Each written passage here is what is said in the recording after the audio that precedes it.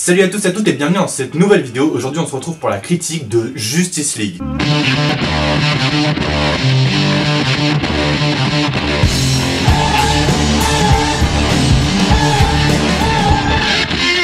Le DC Cinematic Universe naît avec Man of Steel réalisé par Zack Snyder. Le film introduit l'homme de demain, Superman. Ce premier film montre le changement de ton par rapport aux autres films de la concurrence Marvel. Le film aborde des thématiques plus sombres et réalistes qui a déjà été auparavant introduit par le Dark Knight de Nolan.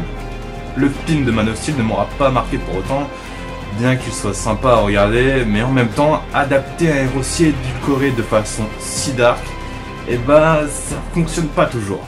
Il fut ensuite annoncé Batman vs Superman, et autant vous dire que pour ce film, j'avais la hype. Annoncé comme le bébé légitime de The Dark Knight Returns de Frank Miller, et sachant qu'en termes d'adaptation de Frank Miller, Scott Snyder a fait du très bon boulot, j'étais plutôt excité à l'idée de voir ce film. Bon, comme vous savez, à sa sortie, le film va créer la division totale entre les fans. À savoir que, personnellement, je fus énormément déçu par celui-ci, et pas simplement par le fameux Martha qui a fait tant polémique sur internet. Le film est bourré de défauts, du fait que le film soit bien trop ambitieux. Introduire la Justice League, Lex Luthor, Wonder Woman, Doomsday, en terminant par une adaptation assez libre de la mort de Superman, bâclée d'effets numériques qui sont pas très jolis à voir, je fus très déçu par ce film. Sortira ensuite Suicide Squad de David Ayer. Cette fois, pas la peine de s'éterniser sur le sujet, entre mauvaises critiques, autant presse que spectateurs, autant dire que le film est le parfait exemple de à quel point la production peut détruire la créativité d'un film. À partir de ce film, je me suis dit que peu importe le prochain film qui pourrait sortir, je pourrais pas être déçu vu que j'en entendais plus rien du tout. C'est avec très peu d'appréhension que je suis allé voir Wonder Woman, réalisé par Patty Jenkins. Et pour le coup, je suis agréablement surpris. Mis à part une conclusion un peu fade, le film est sûrement le premier film de super-héroïne qui passe. Parce que ça et ça, désolé, mais c'est pas des films. Après la sortie de Wonder Woman, sorti enfin le sujet de cette vidéo. Le film est une fois de plus réalisé par Zack Snyder, mais à cause de problèmes familiaux, ça va être Joss Whedon qui va reprendre la suite. Et à partir de ce moment-là, je pars déjà avec beaucoup d'appréhension parce que j'aime beaucoup Zack Snyder, j'aime beaucoup Joss Whedon, mais les deux mélangés ensemble, c'est pas pour autant, tu vois, que je vais manger des pâtes au Nutella. Alors, de quoi parle Justice League? Ce film raconte l'histoire du grand méchant Steppenwolf qui vient chercher 3 Tesseract, Motherbacks sur Terre, dans le but, bien sûr, de détruire le monde. Non, de conquérir le monde. Pour sauver la planète, Batman va donc s'allier à Wonder Woman, Flash, Cyborg et Aquaman. Les 3 derniers étant introduits dans ce film. Alors, qu'est-ce que j'ai pensé finalement de ce film? Après tant d'appréhension, ok. Bon, plus sérieusement, le film est sympa, mais par rapport à un Avengers qui avait créé la grosse surprise, on est loin de ce résultat. C'est un très bon divertissement qui vous fera passer un bon moment, mais sans plus de saveur. Le scénario plus que banal, comme vous l'aurez compris, et en plus de ça, rempli de quelques petites incohérences qui restent encore légers, sans trop déranger le film, mais ça révolutionne pas du tout le genre super-héroïque. Alors le plus gros problème du film se concentre essentiellement sur le montage, parce que on sent qu'il y a eu des rushs coupés, des rushs rajoutés, et du coup ça crée une sorte de film un peu bâtard. Le film se vaut à lui-même, mais il y a certains moments on se dit il manque quelque chose. Autre gros problème que j'aimerais relever, c'est les effets spéciaux. Sérieux, la Warner, vous avez masse de pognon. Je veux dire Steppenwolf, on dirait, je sais pas, des graphismes de PS4. Je dis pas que les graphismes de PS4 sont moches, mais dans un film, on veut voir plus, on veut voir avoir l'impression que c'est réel, qu'on rentre vraiment dans la fiction. Là, Steppenwolf, il m'a fait sortir plus d'une fois dans la fiction des incrustations en fond vert plutôt moches. Certaines scènes de combat, j'avais l'impression de voir les Spider-Man de Sam Raimi. Enfin, ça m'a quelque peu dérangé à certains moments, et je peux dire vraiment que ça m'a fait sortir du film. Surtout Steppenwolf. Bon, après, il y a eu quand même quelques bonnes scènes où les effets spéciaux ont été bien utilisés, particulièrement sur la scène de Flash, qui arrive à révolutionner un peu le genre après bah, X-Men Apocalypse, où on avait Quicksilver qui avait créé une scène mythique. Bien là, ils ont réussi à rajouter quelque chose de nouveau avec les éclairs, qui vont très bien avec le personnage, en plus dans le comics. Les scènes marchent très bien avec Flash, ces scènes-là marchent très bien. Le problème par contre avec ce Flash, c'est que à part ces scènes-là, et bah, il m'énerve quelque peu des fois. Ça passe, mais il a quelques scènes agaçantes parce que, comme vous l'aurez compris dans la bande-annonce, c'est lui le comic relief et on sent que ça a voulu prendre un peu du côté rigolo de Marvel, un peu. À faire redescendre de la tension dans une scène un peu dramatique, et bah c'est tout le temps Flash qui va le faire, tu vois, avec une petite vanne. Et j'aime. Ça passe moyennement. Bon, dans certaines des scènes que j'ai le plus kiffé, la scène d'introduction avec Batman est vraiment au top. Ça rappelle pas mal le dessin animé des années 90 de Batman.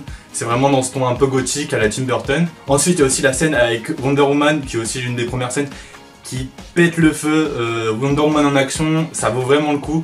Et donc pour certaines de ces scènes, dont celle avec Flash, ce film ne peut pas être mauvais. L'un des gros points positifs du film, c'est qu'on prend le temps de faire interagir les personnages ensemble, pourquoi ils vont aider à sauver la Terre. Donc tout ça est bien expliqué, ce qui fait qu'après les personnages interagissent bien ensemble. Du coup, l'équipe marche bien tout le long du film. Ce qui est cool aussi, c'est que chacun des acteurs joue vraiment bien le rôle. C'est pour ça qu'on va faire un petit débrief des personnages. Pour commencer, Batman, c'est un des personnages avec qui j'ai le plus gros problème, même depuis Batman vs Superman, c'est que je trouve que Ben Affleck, même s'il y a tout le monde qui kiffe Ben Affleck en Batman, bah pas moi, je kiffe pas trop. Je trouve que Ben Affleck a pas vraiment le physique, je trouve qu'il fait gros vraiment, il a des gros joues, le costume lui va pas forcément, et ça rend vraiment un effet bizarre. Je sais que c'est une sorte de référence à The Dark Knight, mais comme ça il y a un truc qui passe pas. Aussi, je trouve que le Batman est vachement différent des comics sur certains points. Bon, déjà dans Batman vs Superman, il tuait, bon, on va dire The Dark Knight, bref. Tout d'abord, c'est lui qui veut créer la Justice League, alors que Batman est censé être un personnage solitaire. Batman de lui-même aller créer la Justice League, ça viendrait pas de lui. Il y a une autre décision qu'il prend à un moment, j'aurais jamais cru que ça aurait été Batman qui aurait cette idée. Enfin, je trouve que même dans sa personnalité, Batman est très différent de ce qu'on a pu voir. Après, il a droit à de très bonnes scènes d'action, et c'est là qu'on retrouve vraiment notre Batman. Après, on a Wonder Woman. Pour moi, ce personnage, c'est sûrement le meilleur du DCU, parce que je trouve que c'est celui qui a été le plus développé. Je trouve que Gal Gadot, elle campe super bien le personnage. Et elle a aussi certains atouts. Elle a le droit à de très bonnes scènes d'action dans le film, et puis elle a le droit à un nouveau dilemme qui est nouveau par rapport à l'ancien film. Donc c'est un personnage vraiment en évolution dans le DCU, c'est pour ça que c'est celui que je préfère. Après on a le personnage de Flash. Donc le personnage de Flash, comme j'ai dit auparavant, c'est un peu le sidekick rigolo. C'est vraiment le Flash à ses tout débuts.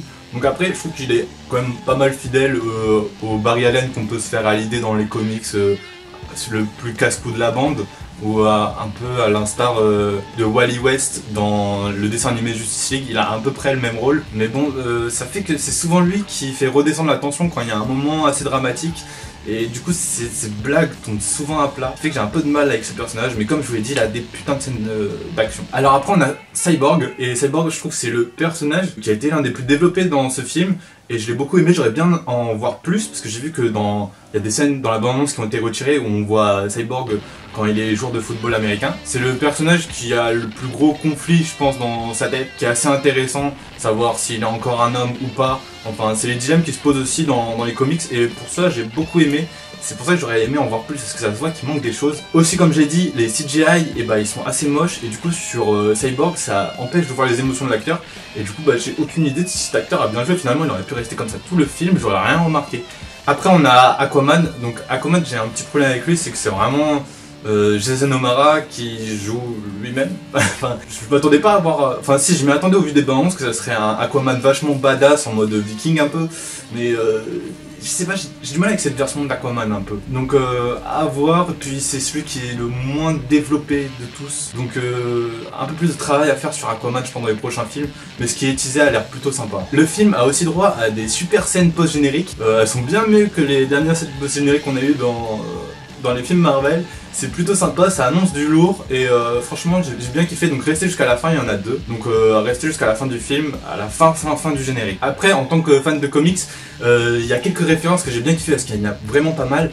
Pour commencer, il y a le drapeau de Superman en noir qui rappelle la cover de la mort de Superman, et on y fait beaucoup référence dans ce film. On a aussi une blague qui était dans l'OAV de Wonder Woman, le dessin animé, qui est repris là, et du coup la blague est un peu tombée à plat pour moi parce que je la connaissais déjà, mais c'était assez drôle de la revoir comme ça. Il y a aussi un moment où on voit le personnage de Mera, Ça j'ai bien aimé, mais on n'en voit pas plus. C'est un personnage qui est très important chez Aquaman, donc j'aimerais vraiment en voir plus. Surtout s'ils adaptent une sorte de le trône d'Atlantide, ça serait vraiment sympa. On a aussi des références à la mythologie de Wonder Woman dans une scène particulière. On fait aussi référence à l'univers de Green Lantern, donc ça donne envie d'en voir un peu plus. Parce que oui, il y aura les Green Lantern, ça veut dire un moment, donc plutôt cool comme référence. Et aussi à un moment, il y a la confrontation bien sûr entre les héros, il y a forcément un moment où les héros doivent se battre. Et ça rappelle pas mal une scène de la série Justice League New 52. Et j'ai bien kiffé ce moment aussi. Bon après j'ai pas trop parlé de la musique. La musique elle s'est assez absente dans le film. C'est Danny Elfman qui avait travaillé auparavant sur Batman. Donc bien sûr on retrouve le thème de Batman à un moment. Et le thème d'un autre héros aussi qui n'était pas de Danny Elfman. Donc ça fait plaisir de les entendre, mais on les entend à peine. J'aurais préféré qu'on l'entende mieux, parce que ça dure vraiment très peu de temps. Donc la musique m'a pas tant marqué que ça après. Donc pour conclure, comme vous avez compris, Justice League je suis assez mitigé dessus. Je vous conseille d'y aller pour vous faire votre avis, parce que c'est encore un film qui dévise.